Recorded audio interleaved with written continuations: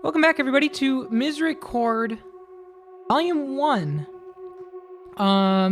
There was a time last week where I mentioned that this week may be the finale.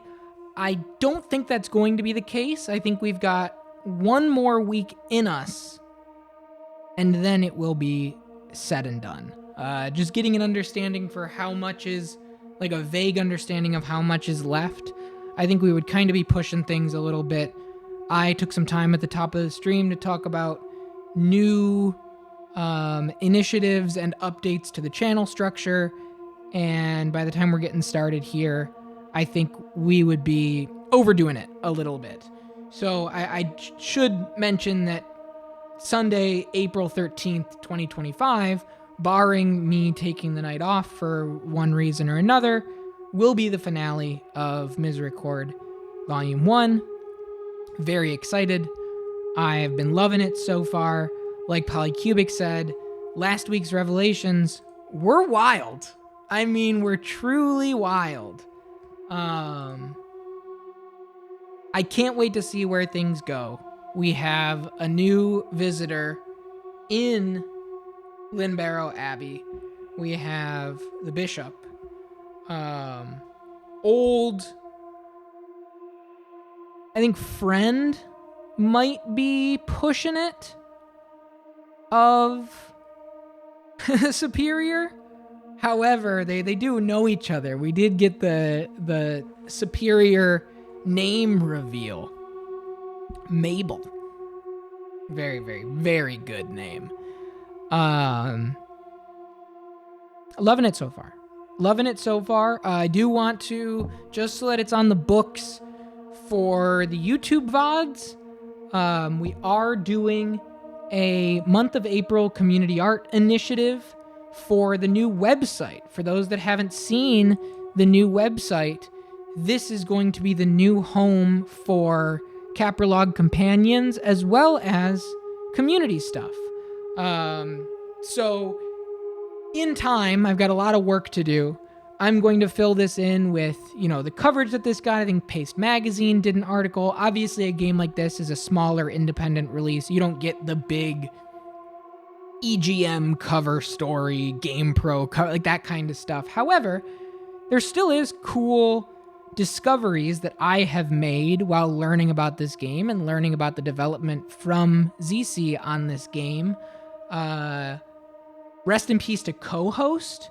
But if you remember Co-Host, which was a personal blog kind of hybrid of like a Tumblr and a Twitter in one, when the game came out, ZC did Q&As on Co-Host, and I was able to recover some of the questions and answers, and I'll be compiling them into an interview so you can get a little bit more context and understanding of the development process and influential touchstones for the writer on the project. Really, really, really cool. The other thing I think I should probably shout out here as well is that this is part 1 of at least 3, and ZC on Blue Sky just a couple of days ago posted a little teaser of part 3, new piece of art and things like that. Obviously, kind of stay weary because we haven't read volume 2 yet, so don't stumble into the deep end spoilers wise. But a good follow there on Blue Sky. Keep an eye on the Caprolog companion as that begins to take shape. I think it'll be a really cool thing. I'll go ahead and post it in chat right now in the Twitch chat. And if you are so inclined to create a piece of art that will be shown off in the community art portion of the community page, not only will it be greatly thanked and congratulated and celebrated, but if you're here on the Twitch channel, every game chosen on this channel is chosen randomly through marbles on stream, and we have a system called roll credits where you can add more marbles into a marble race, and whatever crosses the finish line first is our next game, including if a marble from a chat member crosses the finish line, they get to pick. So if you submit a piece of art in April for the April Community Art Initiative, I will in turn give your balance an additional 30 roll credits, which is no slouch. It's very exciting, and I want to take a minute here and celebrate Nancy Drew 420, who did this awesome watercolor paint picture of everyone's favorite Darcy. I really love it. One of the first pieces, the first piece that was submitted as part of the April Art Initiative. And thank you so much to Nancy, truly. I can't wait to see more as well. Anybody in chat that, may be compelled? Anybody on the YouTube VOD watch that may be compelled? Either in the Discord, which you can get from going into the Twitch chat and sending ! Discord. Nightbot will spit out a link for you. For whatever reason, I'm just kind of leery of dropping my Discord chats everywhere. Too many bots scraping like websites and stuff for Discord and like posting essay prep for sale. I just don't really want to deal with it, so I keep the Discord I take a step back. So if you want it, twitch.tv/capralog ! Discord. Makes it easy, makes it, I'm in a YouTube advertised Discord and it's bad. Yeah, that's why I do it. That's why I do it the way I do it. But if you don't want to join the Discord, which I completely understand, in a lot of ways, I don't like being on Discords all that much, frankly. hello@capralog.com. Feel free to send an email with the piece of art attached, and I'll go ahead and put it in one of our weekly spotlights. So thank you so much, everybody. I look forward to seeing what you come up with. I look forward to seeing what you create, not just for Misericorde, but for any of the games that we have played or are playing. Pretty fun. We're back here. We're going in at the end of the last stream.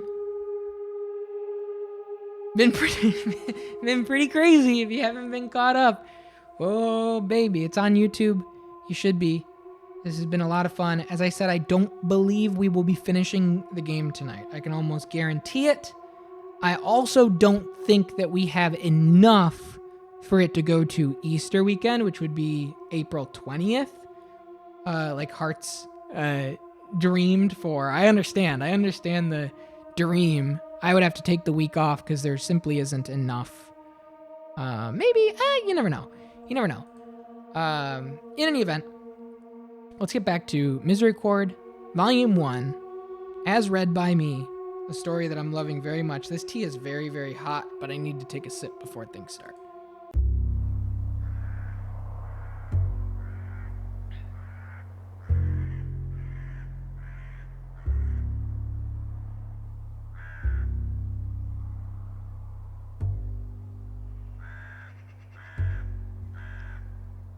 Very well. Her eyes narrowed, and she looked up at the shadowy abbey wall that loomed above the garden. What is it? Nothing. It was just a bird. Well, what now? Business as usual. In the morning, I think I will talk to James myself. Perhaps I can get something out of him you could not. Tonight, unfortunately, I have some work to go over with the Superior. And I imagine we'll be forced to entertain the bishop until he retires. Not saying the hospitalum, is he? That'd be rather awkward, I imagine. I hadn't considered. Perhaps the Superior will provide a bedroll and send him to the Misericorde. Anyway, what'll you do next? The others are throwing a sort of continuation of the feast tonight in the cellars. I was told it was meant to be a sort of wake for Catherine. Angela's lips pursed, ever so slightly. I had no idea that this proposed gathering was such an offensive idea to her. It sounded like a good opportunity to speak to people candidly. Perhaps I'll find a new clue.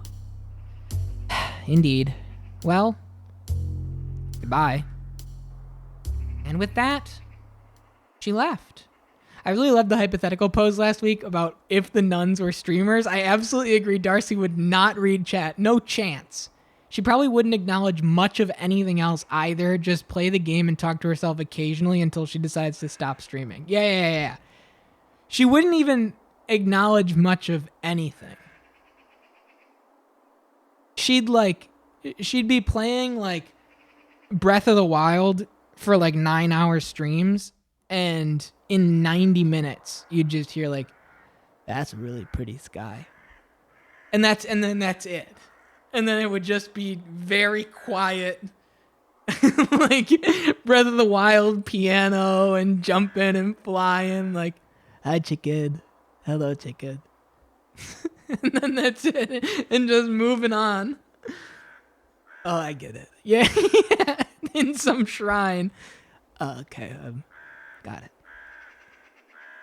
Her shoulder bumped into mine as she passed me, and her stride looked a little less confident than usual as I watched her turn the corner at the end of the hedgerow. I'm worried that you've decided Darcy is Dane Cook Gaming. No. You misunderstand intent. There's a lot going on with Darcy interacting with the game. It's all internal.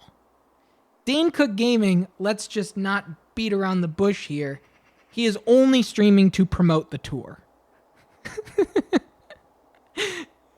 Dane Cook Gaming wouldn't dare hop on a stream at 2 o'clock in the morning and then end it at 2:45 in the morning the way Darcy would. Darcy would rip like a 42-minute long stream, say nothing, and go, thanks for watching, and then end the stream. And it wouldn't do anything.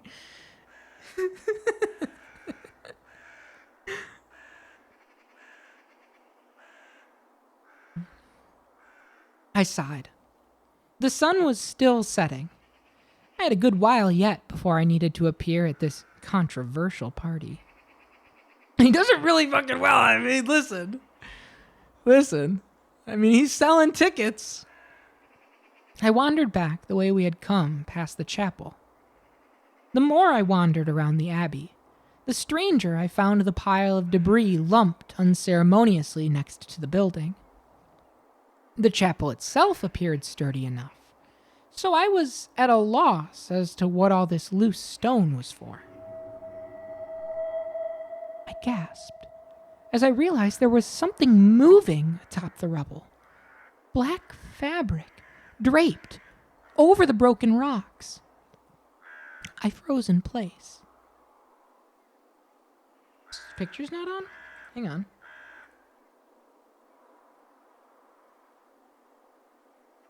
Thanks for doing that. Looks like pictures aren't on.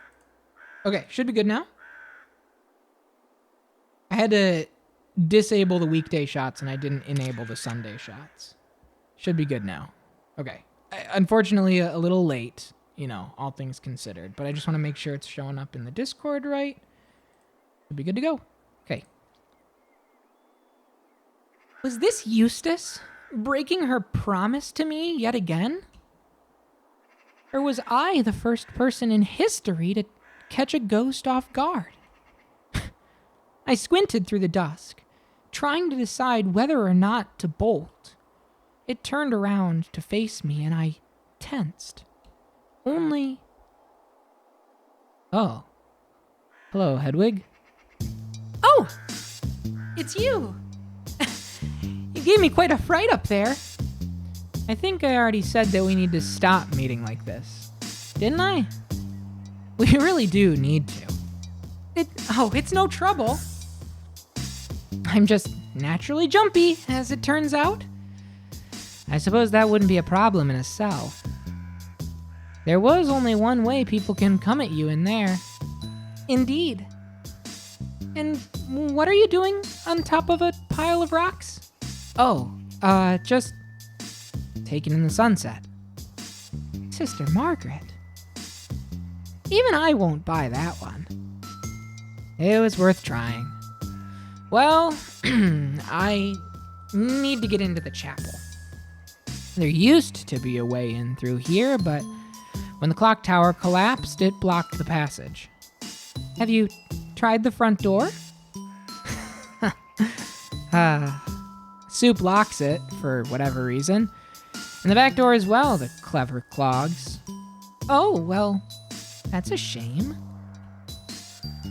I suppose you could just pray out here instead? Or anywhere. Oh, I don't need to pray. I need to... Well... She ceased peering at the wall of the chapel, where I presumed the rubble had filled in with whatever entrance she was hoping to find. Can you keep a secret? It's not anything bad, is it? No. Well, not really. Only a little. At worst. Oh. So? Can ya? I sighed. What was one more on the pile?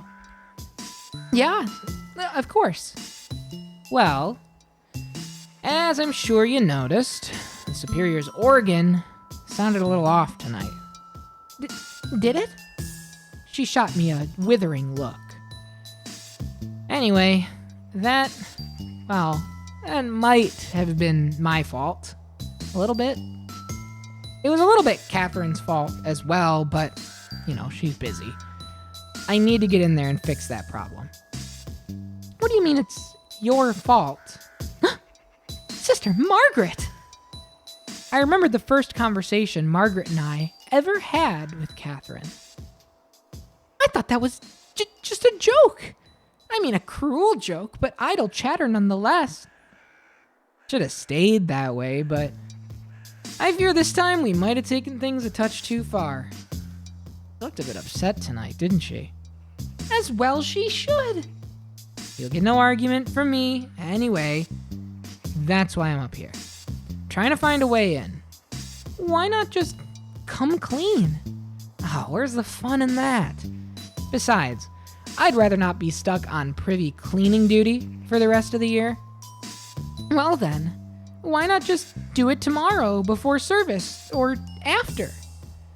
That might have to be the plan, I'm afraid. But there is a good chance she'll try and play it again, and I doubt she'll maintain her composure another time.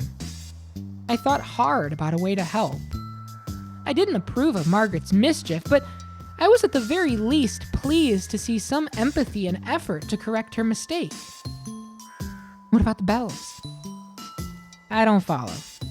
Well, someone's going to ring the bell before liturgy tomorrow, surely.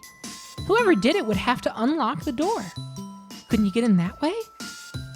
Margaret hopped down from the pile of rocks and grabbed me by the shoulders. Hedwig, you are a genius. Someone is going to ring that bell tomorrow morning, and that someone is gonna be me. Oh, well, there you go. No, I mean, I can make that happen. I'm sure whoever got assigned bell duty will jump at the chance to sleep in after tonight's little party. So I'll just go tell the soup that I volunteer right now. She patted my arm and began to jog away. See you in the cellars. Wait! Huh? What is a clock tower? Oh, right. Well, a clock is a bit like, imagine if you didn't have to ring bells at morning, noon, and dinner yourself. It's this big machine that just does it all for you. Like the animal statues by King Solomon's throne. I had no idea we had such wonders here. Margaret looked oddly stern. Yeah, I suppose it's a bit like that. It just seems a bit extravagant. Soup was very excited about the project, but between you and me, there were a few of us who thought it was a waste of money. She had secured a good deal on the work and wanted it built quickly. I mean, normally these things are reserved for big cathedrals in cities. But you look at it now and, oof. Looks like we got what we paid for in the end. I had heard the Superior thought it was a bad idea. I'm sure she says that now. So, why hasn't anyone moved all of these stones? Have you tried lifting one? A fair point. I'm surprised you'd never come across a clock before. They're expensive, but, they're not exactly new. Isn't there one in Comedia? What's Comedia? Whoa. You haven't read Dante? Now that surprises me. Now it was my turn to be uncharacteristically stern. I haven't read anything that isn't biblical canon, errata, or scholarly commentary. Listen, I gotta run and catch the soup, but we'll try and catch up about this at the party, yeah? I think you'd probably like it. I'll look forward to it. Margaret grinned and then jogged off toward the superior's office. I sighed and continued at my own pace down the path toward the cloister, where I could see the torches being lit. I don't remember what the convo was either. I was hoping that the story would illuminate it, just like kind of jog my memory. I've been through a lot out here. I don't remember. I think it's just a byproduct of taking 2-3 months to read 10 hours or whatever. I think that's just how it goes. Again, conversation we've been having a lot lately leads itself to, while I love doing this, in no way do I think that a live performance of a visual novel is the intended or assumed way to experience a visual novel. It is, we're taking the format and doing a radically different thing with it while staying within the confines of what it is. Active time lore would go crazy.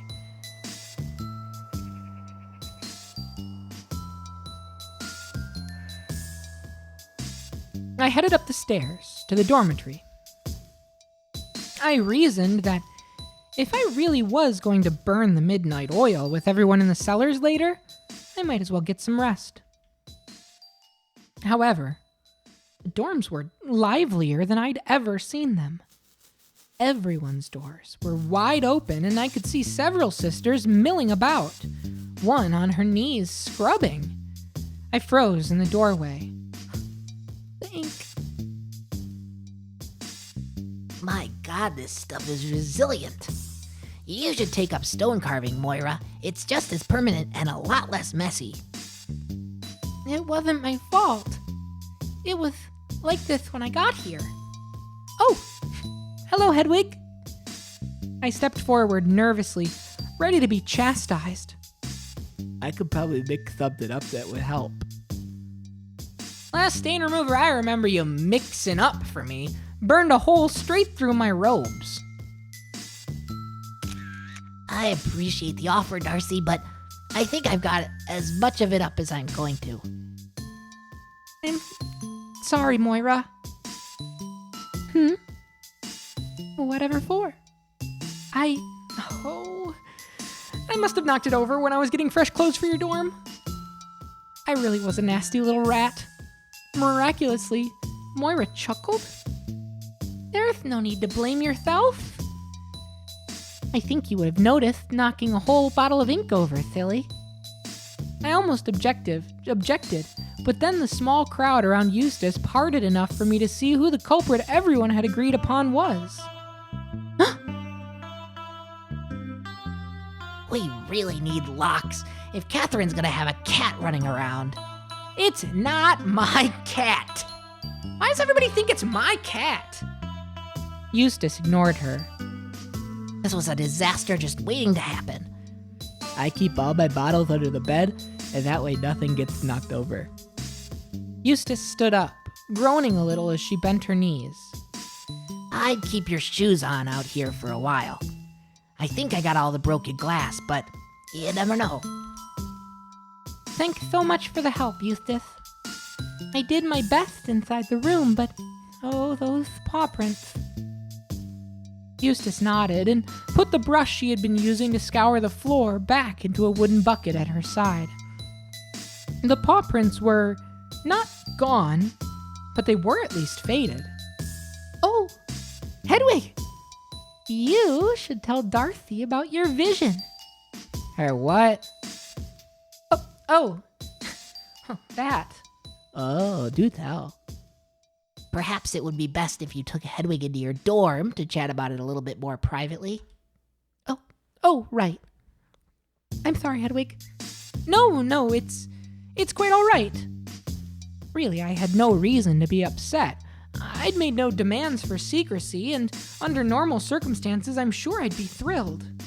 Perhaps even a little proud, were I to be brutally honest with myself, to have it be known that I had seen a vision. But this day, it'd been such a violent emotional journey that I couldn't help but feel a little annoyed. Darcy, on the other hand, looked positively elated. Yes. Come with me. She beckoned me inside her room as the rest of the group dispersed.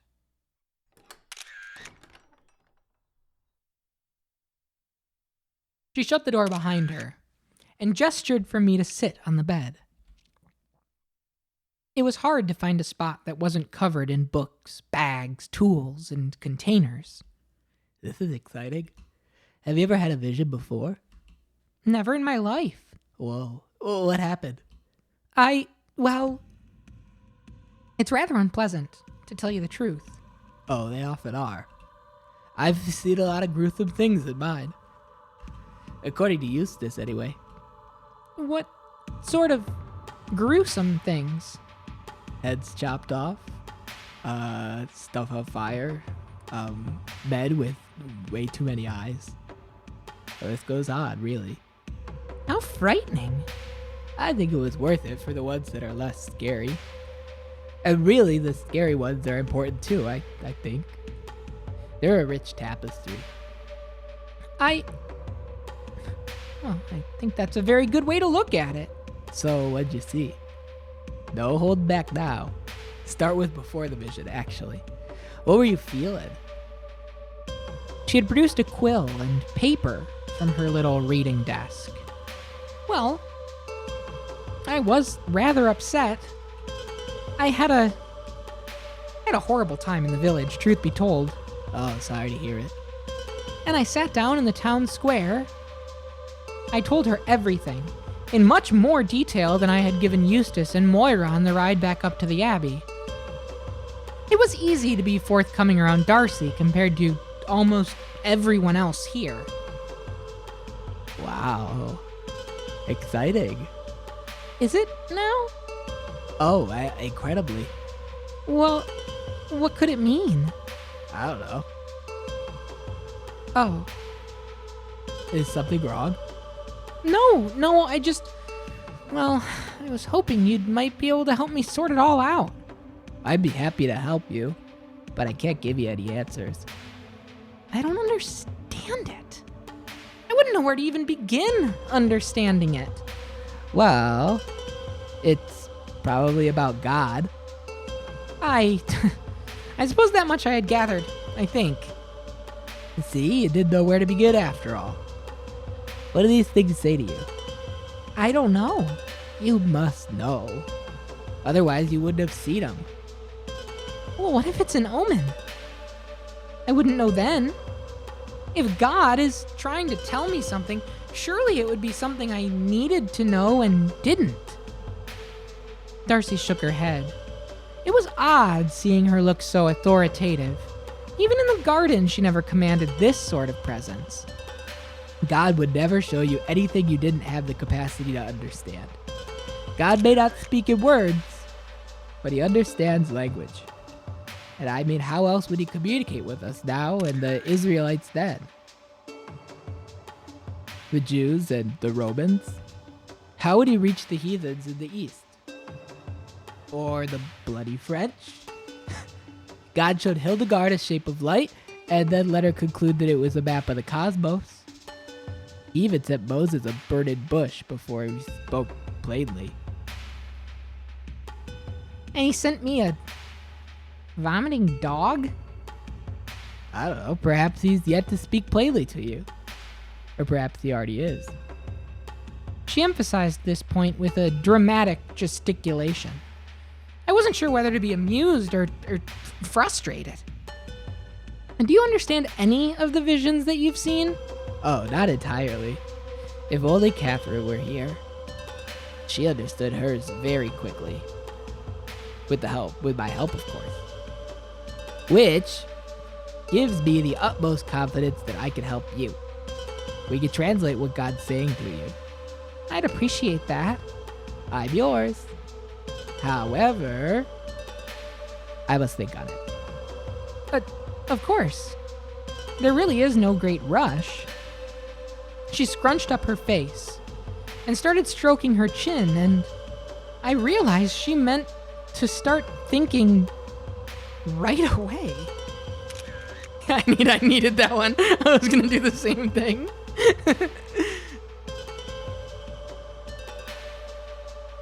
I stood up and bowed my head. My thanks, Darcy. She nodded gently. I left to retire to my own room. The crowd that had surrounded the ink spillage had dispersed.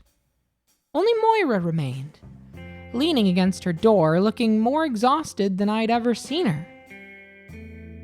Any luck? We're going to keep at it. Good. She looked pensive and preoccupied. I'm sorry. Oh, it's no great loss. I can always ask the superior to send away for more. I just worry that damned cat is gonna cause more trouble elsewhere. I'm sure we have some spare ink in the library. Oh, I might have to take you up on that. Although, you might have to ask Eustace, and I know she can be a bit particular about supplies and so on. Well, it can't hurt to ask. No, I suppose it can't, can it? You're right. Sorry to be so much of a downer. She fixed her gaze on the faint paw prints on the floor again.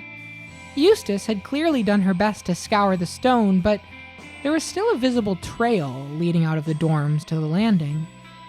Is it really so much of a nuisance? It sounds silly, but I don't trust it. I'm old-fashioned, I suppose. She sighed heavily. It was very cute once upon a time, but once it grew up, I had no idea it had been a problem for that long. We don't get the usual vermin up here in these hills. It's far too cold. Whoever brought it here just wanted a pet, I think. Another of this Abbey's great mysteries. What are some of the others? I caught myself too late to keep this rather stupid inquiry to myself. I'm convinced that my habit of answering every statement with a question will be the death of me. Luckily, Moira didn't find this question too odd. Oh, where to start? Who paid for it? Who still pays for it? Is it haunted? Yes. Darcy had emerged from her room without either of us noticing. Do you really think so, Darcy? Oh, I know so. I've thought a lot about it recently, and finally, I know for certain. This place is very haunted. Ugh, I hope not. Darcy shuffled past us, leaving Moira looking a little worried. I wanted to say something comforting, but the evil sigil carved into the walls loomed in the back of my mind. It was becoming harder to disagree with Darcy's assessment. I was curious what had prompted her escalation from a little to very haunted, and I thought about following her to ask, but Moira kept talking. That night on the landing, when you said you saw a ghost, I know Eustace claimed credit, but the more I hear about it from others, and the more I see myself, I sometimes gotta wonder. Well, if it's any comfort, I don't know what to believe about it either. What was it like? Oh, terrifying. And then, when everybody assumed it was a practical joke, I just felt very small. Oh, I would too. I must apologize for throwing my lot in with them. Oh, it's no trouble. I can scarcely believe it myself. It goes against everything I know, everything that I hold true. How could I judge anyone for dismissing my account? You are too forgiving. You didn't see it. You have nothing to apologize for. That's not true. Actually, what do you mean? Remember, in the village? When I whispered to Eustace? I was telling her that we had to stall, so that we wouldn't get back to the Abbey too early. Aww. You know, since everyone was getting ready for the feast, and it was meant to be a surprise. Well, it was a lovely surprise. How could I be upset? Moira smiled. Her eyes were a little damp. I felt horrid for keeping you there against your will. I felt horrid being there, but I think in the end, this day ended up being rather good. I like the post-rock guitars in the back of this. That, like, really soaring guitar. Really? That's a relief. She wiped her eyes with her sleeve, then stood up straight. I don't think we've heard this song yet. Maybe we have. But this is definitely one of my favorites. This is very, like, Godspeed or...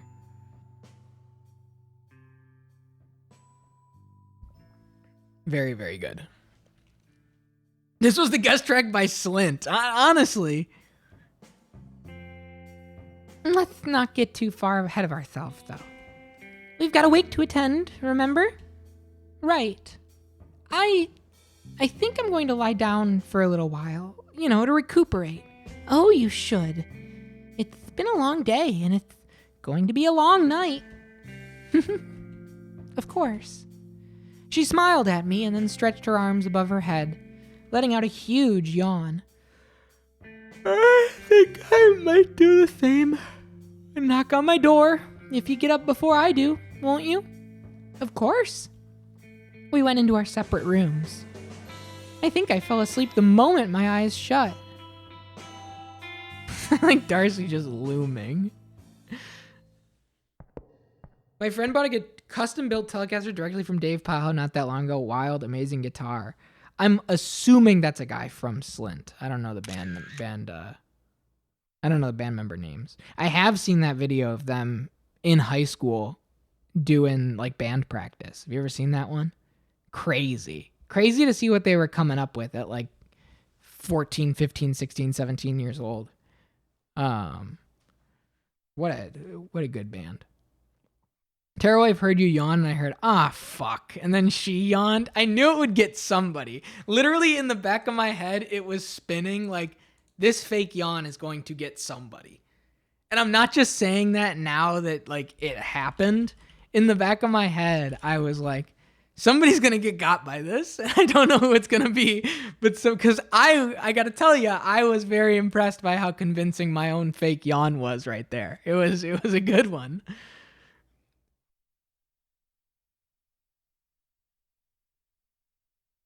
Also, if you sing Drop It Like It's Hot, she'll also yawn for some reason. It's like a Pavlov response. Yeah, fuck Pharrell. I awoke with a start. That damn knocking on the walls was back. I looked out the window to see the moon high in the sky. At the very least, I could thank the creaky old building for waking me up at the right time for this party. I groaned and rolled out of bed. I really should have stripped down before sleeping. I just felt too warm and a little bit pasty, despite the cool night breeze coming through my window. I adjusted my clothes as best I could. On my way out, I nearly tripped over Medea, who I picked up and put on my writing desk next to the desiccated copy of Matthew. I was getting a little tired of having books of odd import lying around my dorm room. Let me tell you. Hello, Hedwig. Hello, Catherine. Margaret. We should go. Yeah, we should. They looked oddly serious. Moira emerged from her dorm room as well. She looked rejuvenated since the last I saw her. That nap had done her some good. Hello, shall we? I suppose we must. Moira looked surprised by Catherine's maudlin tone. We traveled to the cellars together, in silence. The abbey looked quite mysterious at this time of night. The pale blue light of the moon was competing with the flickering orange torchlights. As we approached the cellar, I realized just how close we were to the superior's office. Is this really wise? Surely the noise will carry. I doubt it. We'll be deep in the cellars, and the walls are thick. Not to mention that bloody great door of hers. I doubt she'd mind. It's all for Catherine, after all. Of course. Only a few torches down in the cellars had been lit. I could already hear music echoing around the cool underground walls. It was altogether rather eerie.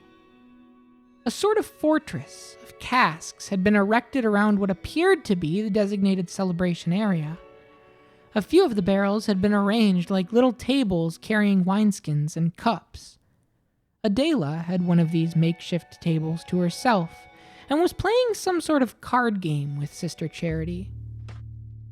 Whatever the game was, it finished as we approached.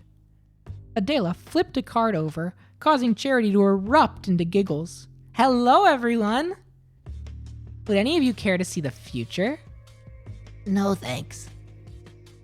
Catherine and Margaret made non-committal grunts and left me alone with Adela, who was already shuffling the cards. You should. Oh, it's not half bad. I was already planning to leave early, and I got a... What was it you said, Adela dear? Your present card was the 3 of Cups, inverted. In that position, it can refer to a lack of time to socialize. Dead on, isn't it? Anyway, I can't stay. Oh, these old bones won't survive staying up too late. I just wanted to raise a glass in poor Catherine's name at least. She was really quite drunk already.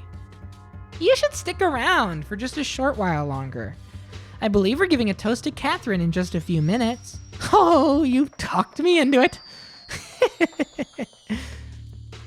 She toddled off. Well, would you like your glimpse into the future, Sister Hedwig? I'm not sure I like the look of this. Is this some kind of Iberian custom that we shouldn't play around with? Adela frowned as she continued shuffling her deck of cards. This is an Italian pastime that my mother enjoyed, Sister Hedwig. Oh. I felt rather embarrassed. I kept doing this sort of thing. I decided that agreeing to participate would be the best mea culpa I could offer, despite the misgivings I had with the activity. Well, go on then. She wrapped the cards against the table sharply. I will turn over 3 cards. The first card represents your past. The second card represents your present. And the third card will give you a hint of your future. You ready? Oh, this was silly. Yeah, let's try it. 7 of Cups. Huh. Represents illusions, imagination, creativity. But as you can see, it's inverted. From where I'm standing, I suppose. This is about your perspective. So yeah, it is inverted. This card represents your past. You were in yourself for a long time, were you not? You spent a lot of time with nobody but yourself. Nothing but your own imagination. Clinging to this past isn't gonna help you. Your second card, the present. I have revealed the world. Once again, it's inverted. In this inverted position, the world represents your inner torment. You're secluded. You're lonely. You're withdrawn. Oh, now you're just being mean. I mean, something's been troubling you, yeah? Yeah. Something that you need to get to the bottom of. Something that's been preoccupying you ever since you left your cell. Am I right? Yeah? Of course I am. You're alone in yourself for many years, and now you've been set adrift. That conflict's been eating away at you and driving you further inward. The world, in reverse, believe it or not, could be a good sign, Sister Hedwig. I'm gonna pour a little more tea.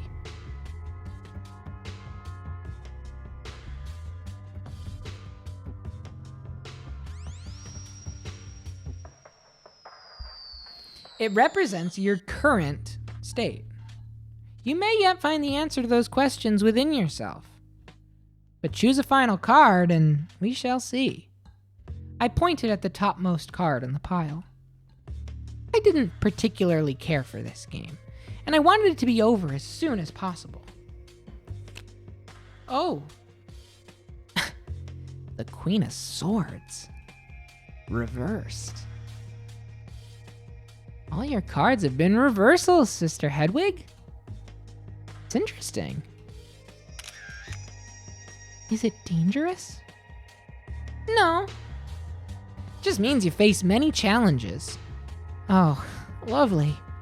The reverse Queen of Swords, in this position, means that you'll continue to have a hard time moving forward into the future. You gotta make some decisions, Sister Hedwig. This Queen in reverse suggests to me that you must find some strength inside yourself to move beyond your current predicament. Perhaps there's something small that you can think of and change? Oh, I'll have to think on it. I desperately wanted to leave the table, but Adela was shuffling the card pile again. Let's ask the cards a question. Think hard, Sister Hedwig. What would you ask the cards? You don't need to speak it out loud or anything. Just ask the question yourself and then pick a card. I hated this game, but I didn't want to upset Adela. I'd already seen a real vision today, and I reasoned that I had the strength to endure this silly little pagan ritual for one more round. If I couldn't be flippant openly, I decided that I would ask these cards something disdainful, if only in my own mind. Is this real? That's what I landed on. I gestured to the bottommost card in the pile that I could see peeking out from beneath the others. Let us see. The High Priestess. Interesting. What does it mean? Well, to be honest, I think this card is imbued with such mystery that your answer is unclear. I did not like this answer at all. I stared at the card, deep in thought. It felt oddly similar to looking at my own reflection in the bath. Isn't it funny how every card is imbued with enough mystery to mean whatever you like? I jumped. I hadn't noticed Eustace looming. The cards have malleable meanings. It's true. Makes them better at their intended purpose, not worse. Oh, I mean, I don't disagree with you there. Adela shot Eustace a nasty sneer. I was relieved that someone else was the target of her ire now, at least. Do you not have any sense of wonder? No love of mystery? The church holds plenty of mystery for me. Isn't that right, Hedwig? It's a wide world, and I believe we must be flexible if we wish to spread the faith around it. I opened my mouth to refute this, but I caught myself before saying anything. There was no need to draw Adela's attention back to me. I may have found this talk blasphemous, but at the end of the day, I was a bigger coward than I was a devout Catholic. Another thing I was coming to loathe about myself. We'll leave you to it. Hedwig hasn't gotten a drink yet. Isn't that right? Yes. Goodbye then. She busied herself with her cards. Eustace tugged my sleeve and pulled me away from the table, although I didn't need much convincing. Oh, she could get a bit funny about her hobbies. I'm surprised she's allowed to bring fortune-telling in here.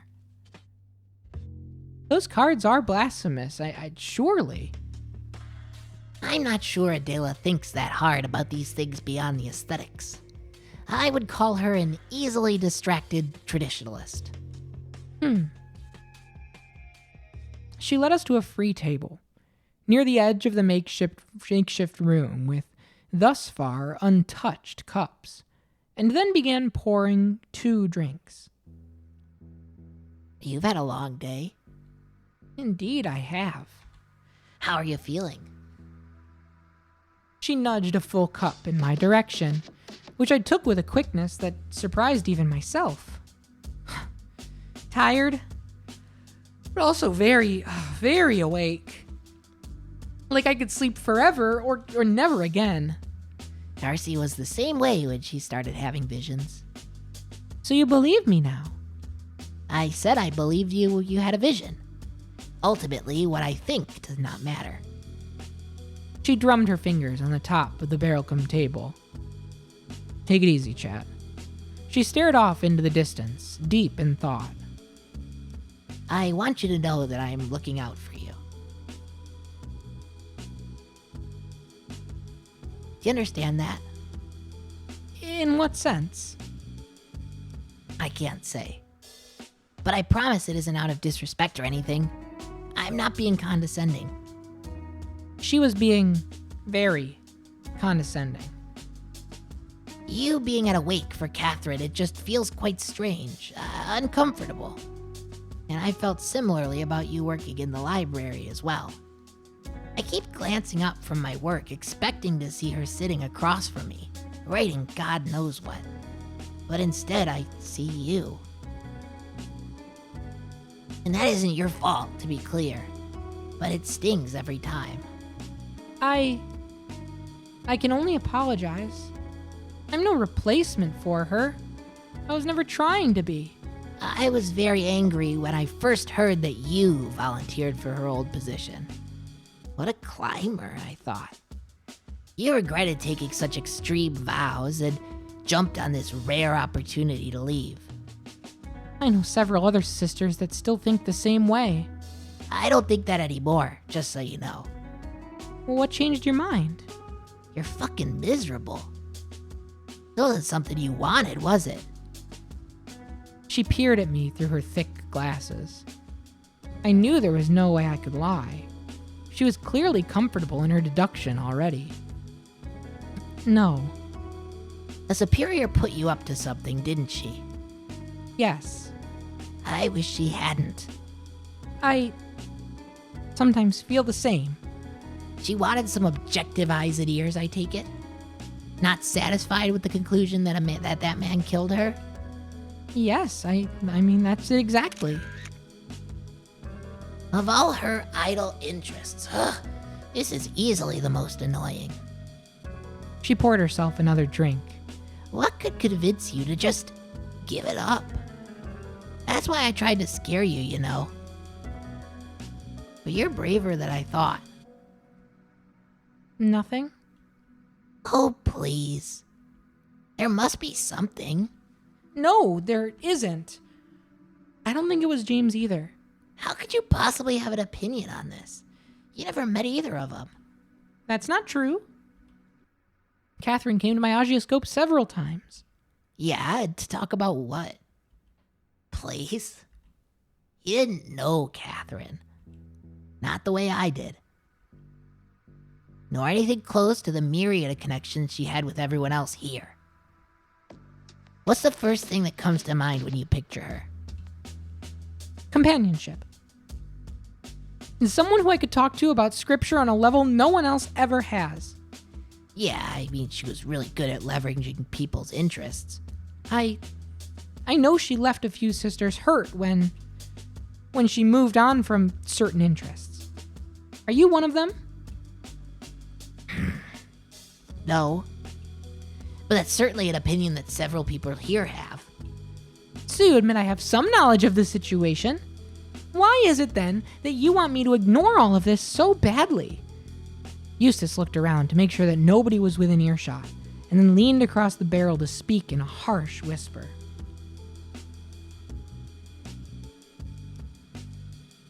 Poking around for your perceived conspiracies is what got her killed. And I don't want the same to happen to you. You or anybody else. What do you mean? So you don't think James killed her? I didn't say that. Then Eustace leaned away suddenly. I intuited that she had seen someone approaching out of the corner of her eye and bit my tongue. Hello? Is this wineskin still full? Eustace began pouring wine for the two of them. They took their cups and settled in with us. The conversation with Eustace, it seemed, was over. For good. Has Adela read everyone's fortunes yet? She told me I had a lot of anger in my past. You're right. Did you know that the death card doesn't always mean something bad? I nearly screamed when she showed me that one. I'm not sure the cards actually mean anything. they can mean everything, which is just as unhelpful. Still, it's a bit of fun, isn't it? As long as we don't take it too seriously. Margaret chugged the rest of her drink down and slammed the cup on the table. Right. I suppose I should get back to the loot. She left the table, and Eustace scooted around to better talk to both Moira and I. What's got Catherine in such a bad mood, do you think? She gestured toward the tall woman, who was leaning against a barrel all by herself, looking positively ashen. Huh. Well, that's not like her. Not at all. Do you think we should ask? Maybe later. Not now. Oh, I'd rather wait until she's got less wine in her.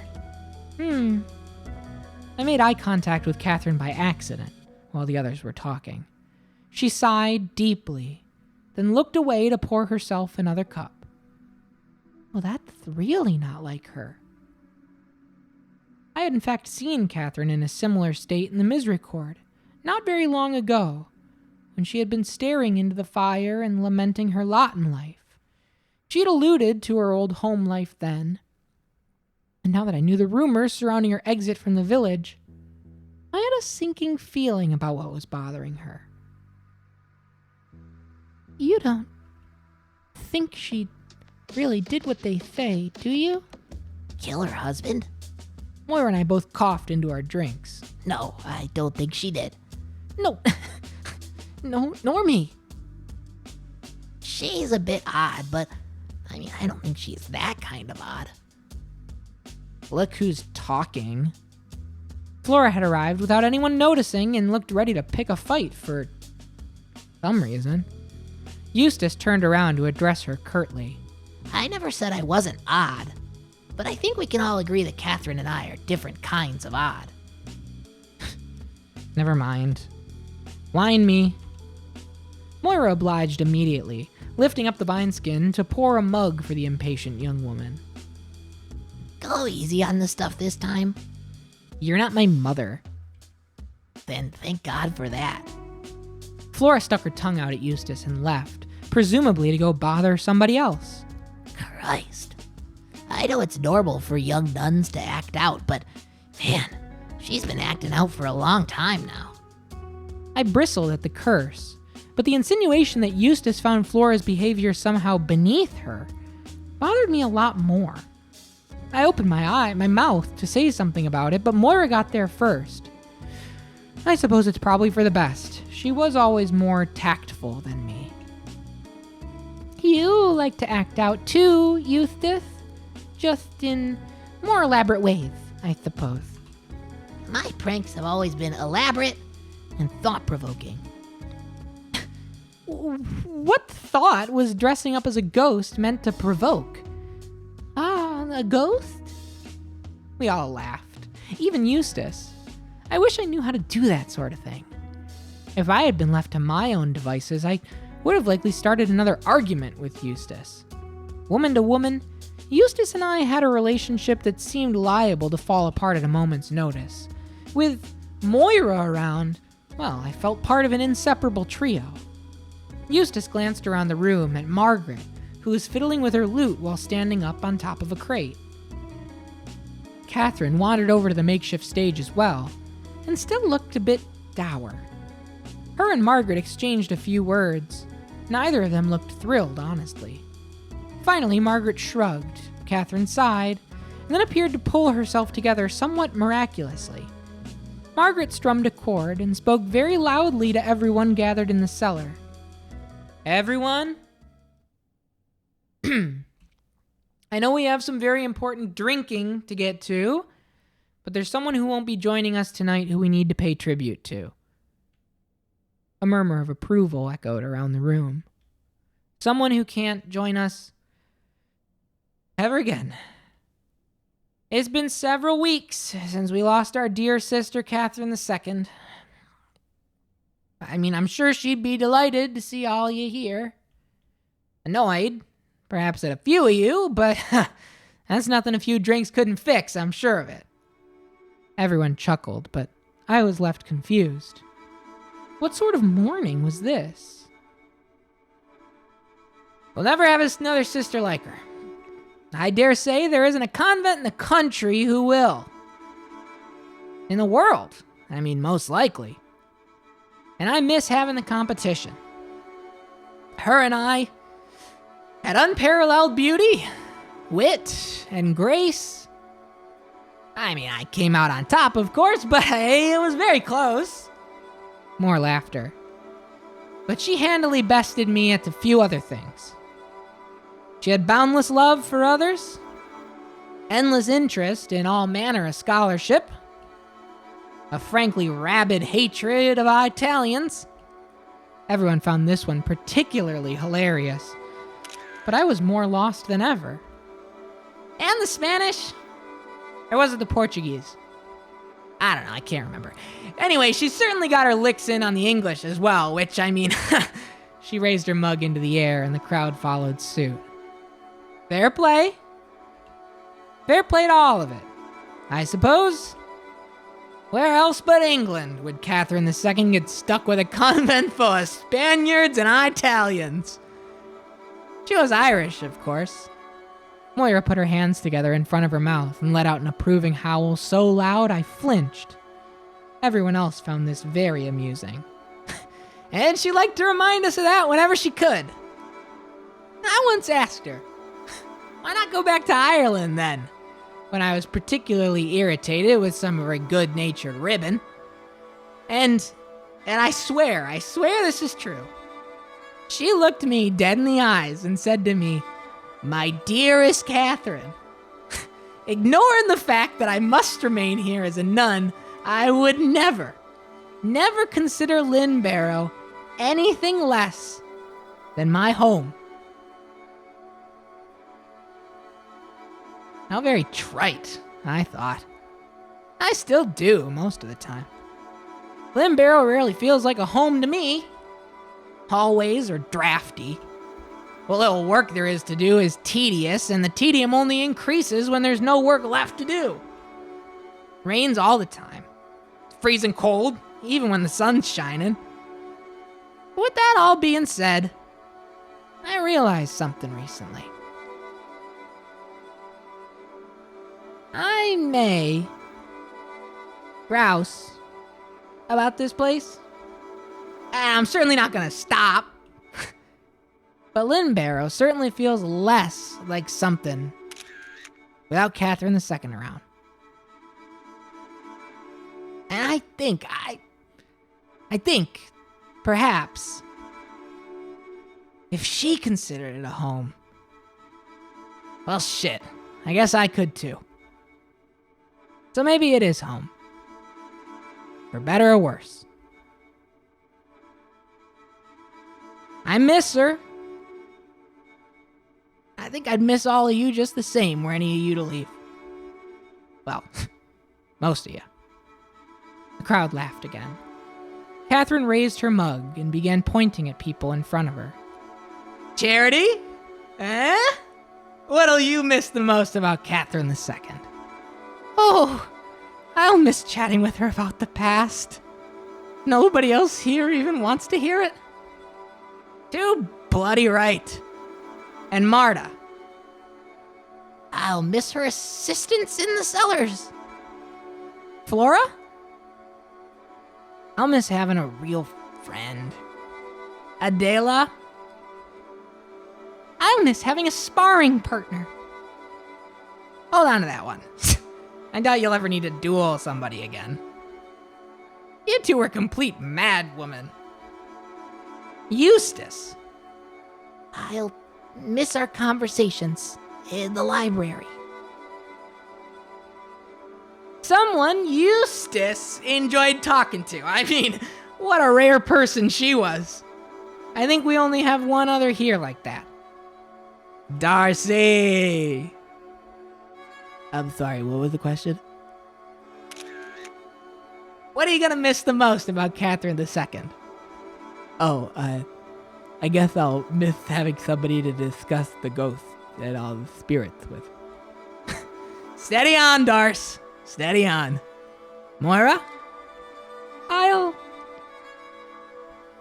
miss her accent. She was choking back tears. Everyone chuckled sympathetically at her silly answer. A little taste of home, I'm sure. Hedwig. I'm just joking. Margaret? I could have shrunk into a mote of dust. I'll miss playing music with her. And we'll all miss hearing it. Hey, speaking of... Margaret, you did say that Catherine wouldn't be joining us tonight. But perhaps if we drink hard enough and sing loud enough, she'll join us. All right. Come on now, if I can't hear you, I mean, she certainly won't. Am I right or am I right? Everyone began stomping and clapping. Some people were banging on barrels to make extra noise. It was so raucous. I was worried the superior might descend down the stairs to chastise us all, but nobody else seemed to mind. The evening descended into chaos from there. I had no idea what I was meant to do. Once Catherine's little speech was concluded, there didn't seem to be much else in the way of eulogizing at this wake. The sisters were all drinking, laughing, playing chess, and reading fortunes from that demonic deck of cards. Frankly, I felt sick. I stood at the edge of the cellar next to one of the barrels, holding a mug that I took the smallest sip from every now and then. I felt even more out of place here than I had in the Misericorde. I was confounded by the realization that that place, which was designated specifically for rule breaking, had felt less debauched than what I saw before me. Margaret played her lute for what seemed like hours, taking breaks only to swig whatever drink Catherine handed to her. Catherine herself seemed to be in a better mood than earlier, although she might simply have been too drunk to feel anything. Even Moira was acting far more depraved than I was used to seeing. Dancing like mad, bumping into people and cheering and banging on barrels to create a makeshift percussion section for Margaret. Adela made her way over to me, smiling. "What are you doing all the way over here?" "Oh, I'm just tired. That's all." "Come on, come and join in." "I'd rather not. I'm happy here." "You feel out of place." "Oh, I just didn't know Catherine that well." "You're not here because of how well you knew Catherine. You're here because everybody likes you." Rubbish. I didn't know what to say to her, so I took a sip of my drink in a feeble attempt to hide. "You need to trust in what the cards said. Allow yourself. Discover where you belong." I nodded in a non-committal way. Mercifully, this seemed to satisfy Adela, who danced back toward the rest of the group. I could hear wood scraping against stone. Moira had pushed a crate next to Margaret and was clambering atop it clumsily. Everyone! She wobbled and nearly lost her balance until Margaret caught her. "Thank you. Everyone, I think it's time we properly welcome our new chronicler." She pointed at me drunkenly, and I froze. Everyone turned and raised their mugs to me. Catherine could never be replaced. But Hedwig is the lovely new presence here, don't we all think? I was practically begging to be struck down by a lightning bolt. Anything to end this embarrassment. The feast had been bad enough, but seeing sisters fully uninhibited, smiling at me, seemingly entirely earnestly as they toasted me, it made my blood boil. I don't really know why, it felt wrong. Looking at all these drunken, drooping faces gawping at me, I wasn't sure I wanted their approval. So 3 cheers for Hedwig! Hup, hup! Hup, hup! Hup! I was rescued by an ugly sound. Flora had wandered over to one of the casks and attempted to open it, only to break the bung completely. Did she grape lady? You know that video used to we had neighbors growing up. And I remember there was a girl in my grade. We grew up together, we went to school together. And her dad was a teacher in the high school. And we went over to their house once for a bonfire. And he showed everyone Grape Lady Falls, presumably when it was new. And I remember just the only explanation I can think of is disgusted in him and in everybody for laughing. Because that wasn't the sound of a joke to me. That was the sound of real emergency level pain. Of I can't even enunciate words. I am in a sincere and genuine amount of pain. I do hate America's Funniest Home Videos for the same reason. Yeah, that's a good pull. I do. Anything like that rubs me so deeply the wrong way. And it's a very subtle but very important distinction. And CRISPR, I'm going to get back to that.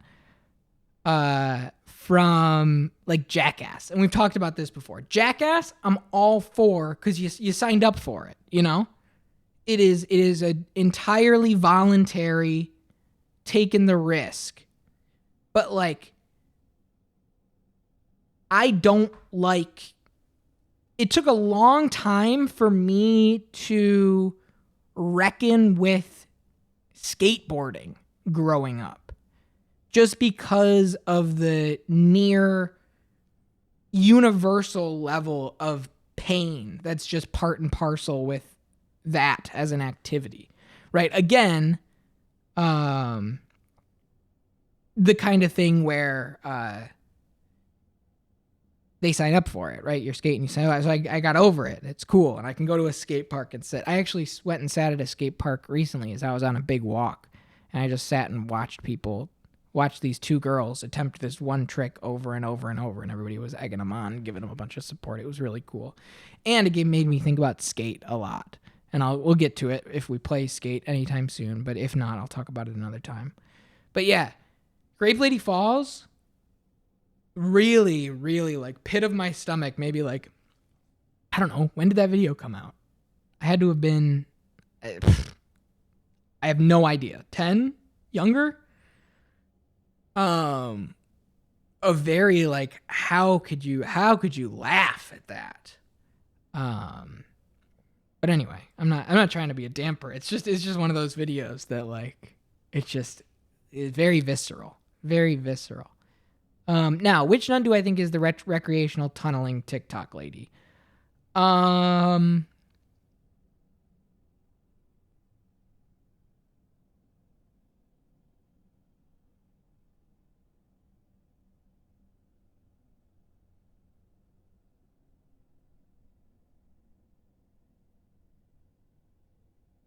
Margaret showed us that.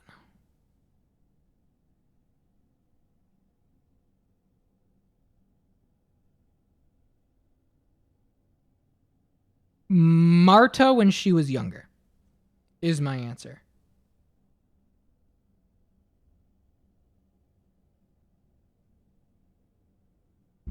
A younger Marta. And if you sat around long enough, she'd tell you the story about it. But that's how she lost the eye, maybe. Yeah. Because I think that there's a rebellious and almost defiant streak. I guess those are relatively synonyms that she grew out of and now just kind of thinks back on it all as like memories. But I mean, she's tending to the alcohol for a reason, right? she probably got up to something. Not to say that the TikTok tunneling girl, she's very proper. She's very by the books. But I do feel that there is a sense of. And then Catherine read a bunch of books on civil engineering at one point and upstaged her. Sure. I can get behind that. 100%.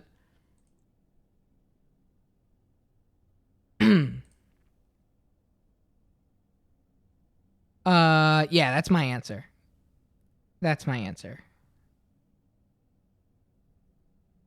All right. Ready? Oh, speaking of Marta. Flora?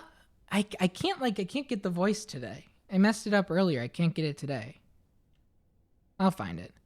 What are you doing? The skin was empty. I was gonna get more and it just broke, okay? Adela and Marta stormed over to the barrel to attempt to help.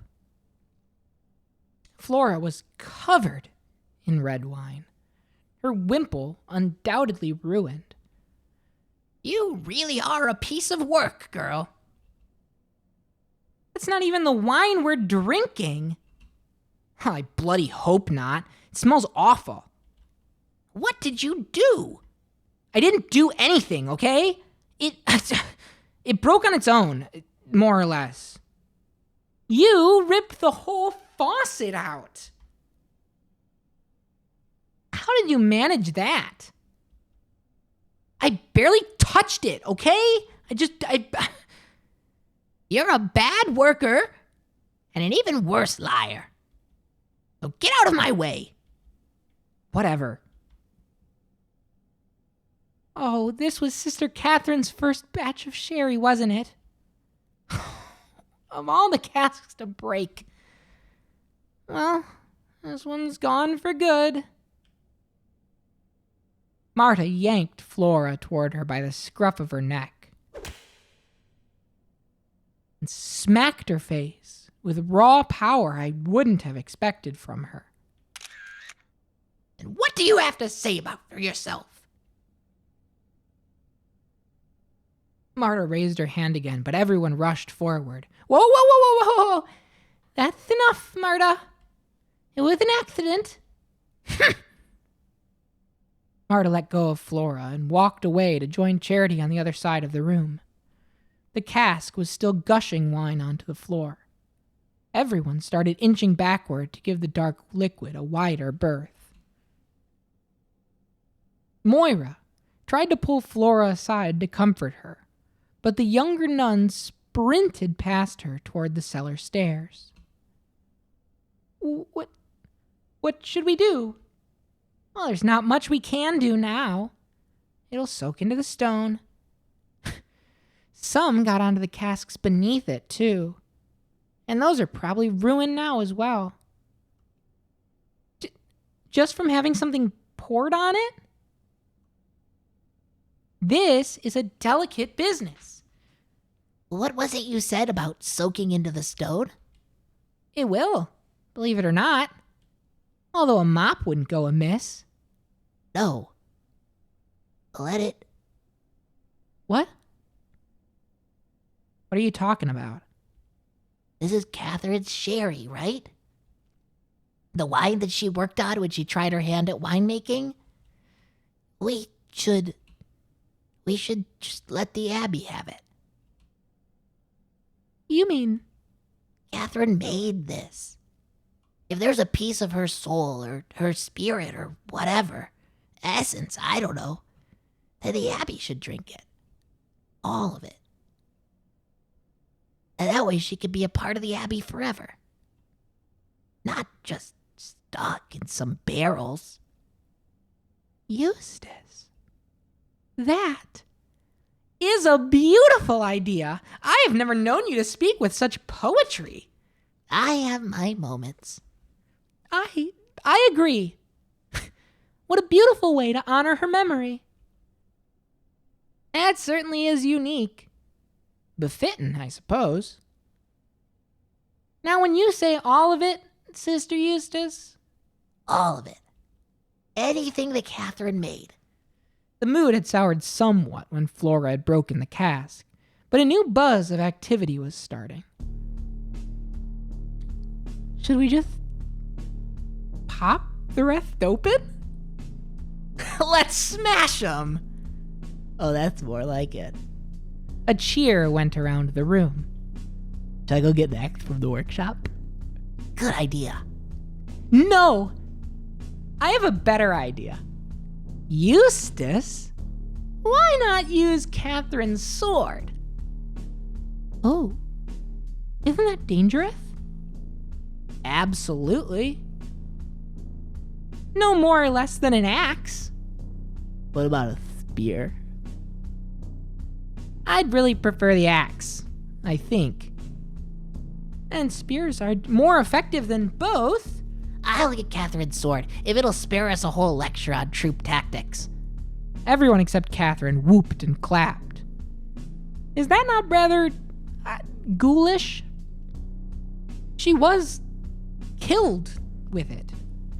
The mood soured instantly. Oh.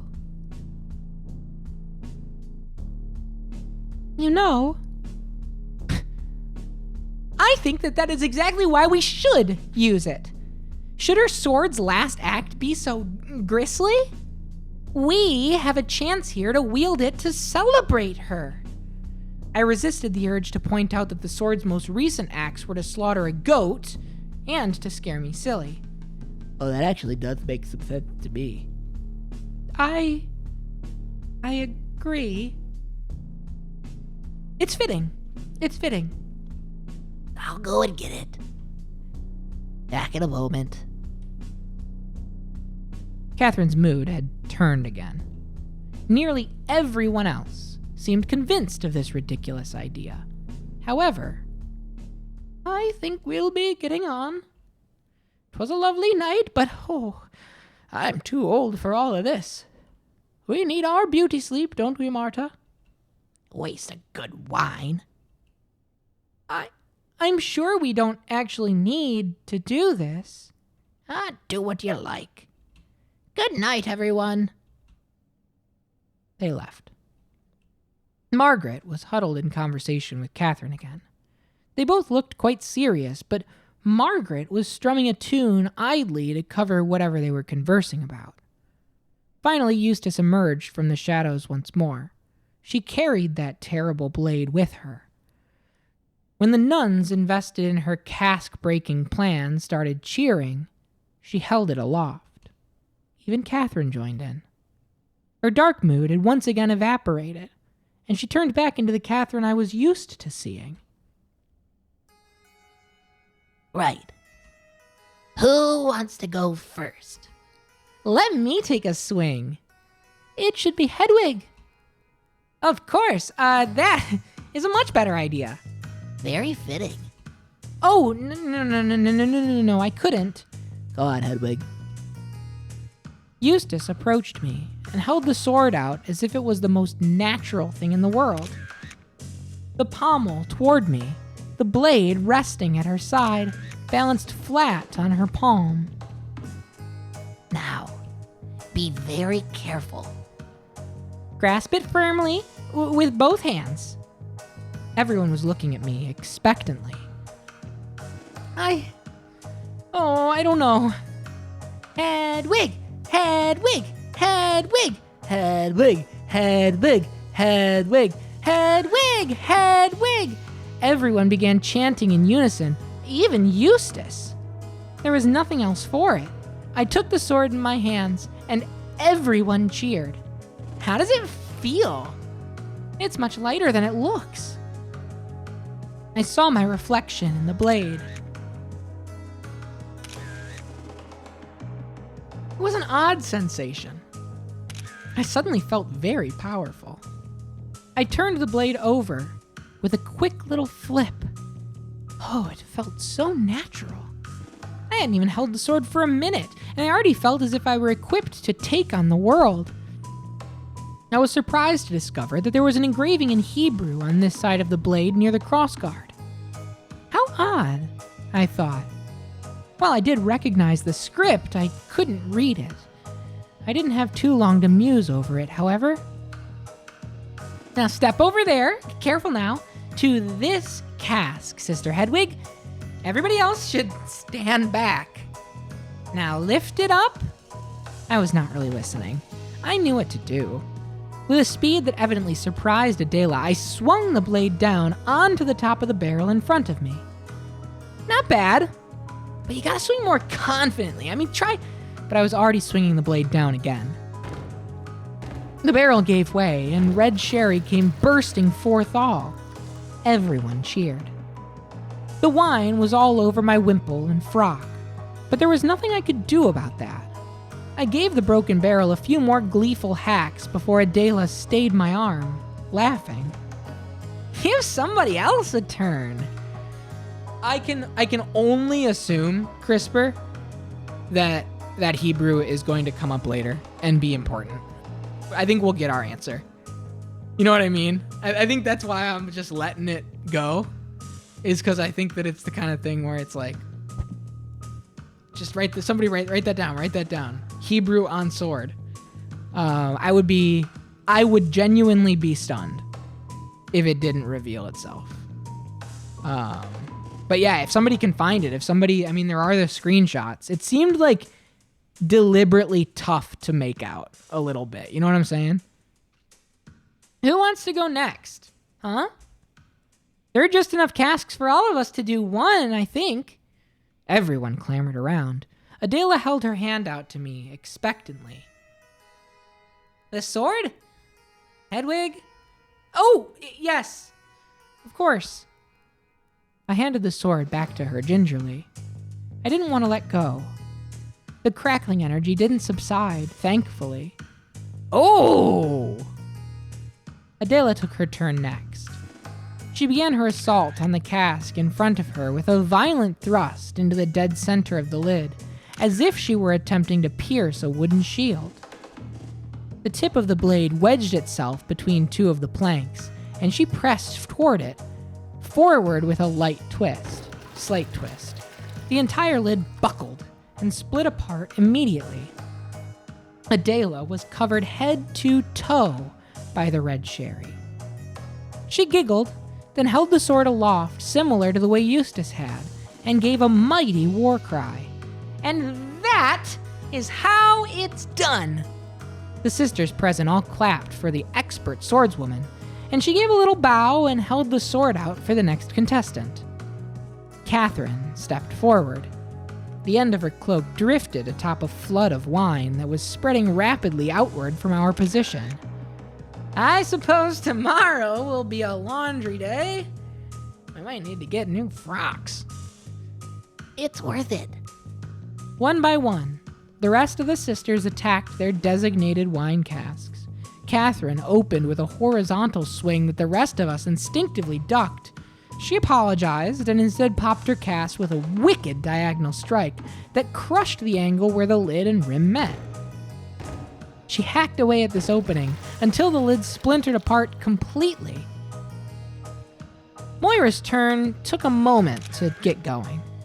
Whereas I had been surprised at how light the sword had felt, she clearly found it rather heavy. It was somewhat comical when she took the sword from Catherine and nearly fell over when the taller woman let go. She chopped away at the top of her barrel as if she were splitting firewood.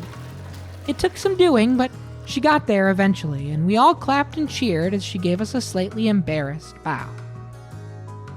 Eustace dispatched her cask with shocking efficiency, however. In 7 rhythmic strikes, left, right, top, thrust, she completely shattered the lid. She hit it more times than Adela, but both of them were easily the most practiced.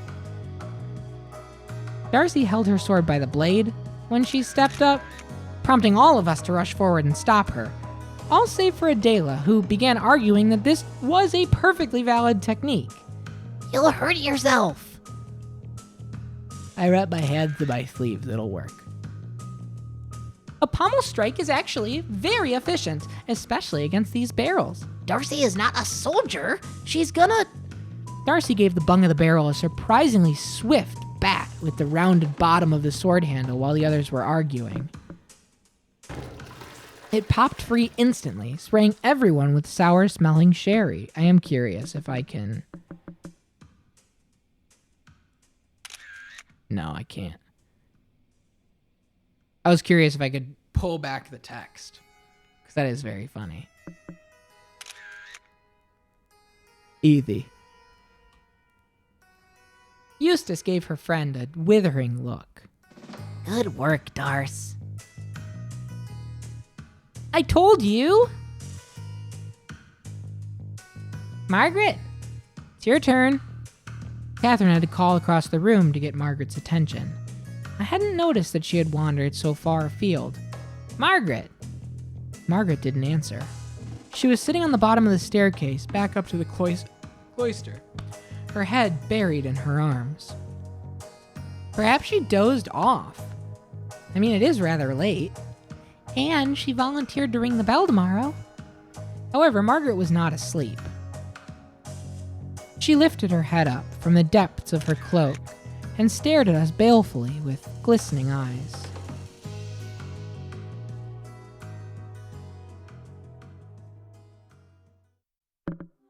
Sorry.